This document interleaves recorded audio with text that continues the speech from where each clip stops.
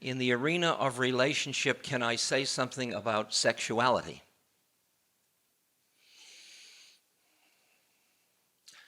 I think it's an interesting, though probably somewhat finite form of intimacy in human relationship.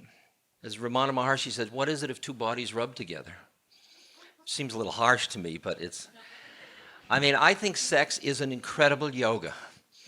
It is a vehicle to come into the place where you transcend dualism, albeit for a moment, or if you're a yogi, a tantric yogi, maybe for 40 seconds. But there are moments when you transcend your separateness. And in a way, it's seeing the beloved, it's seeing God through another person. It's coming into the beloved through that form of intimacy. And I think it's an incredible form, and I think it's the most widely used form for transcendence in the world today, okay? It's beyond the Nam Myoho Renge Kyo. It's beyond everything, you know? It's a major, major game that's being played. I think it's overrated. I think it's just one game. I think Freud got so hung up on it that you can never get out. Everything is it.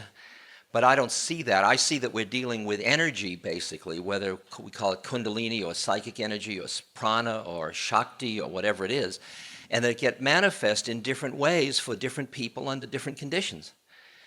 And when we get over our kind of neurosis about it, we will see it as a vehicle that is appropriate under certain conditions with certain people, and it isn't.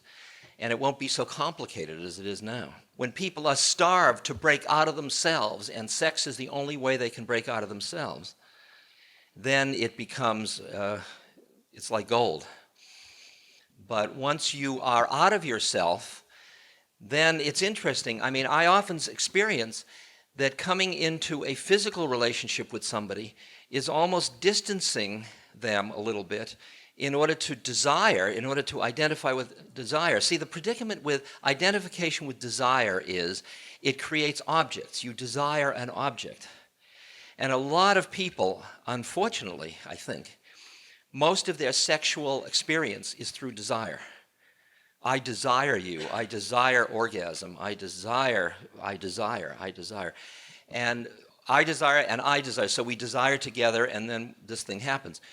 There are deeper levels of sexuality where that one in the triangle is dancing as the two, and the two are creating this energy field together that is slowly, slowly reminding them again and again of their transcendence. And then you see that your own personal identification with your own personal desire is slowing down, is cutting you off from the process.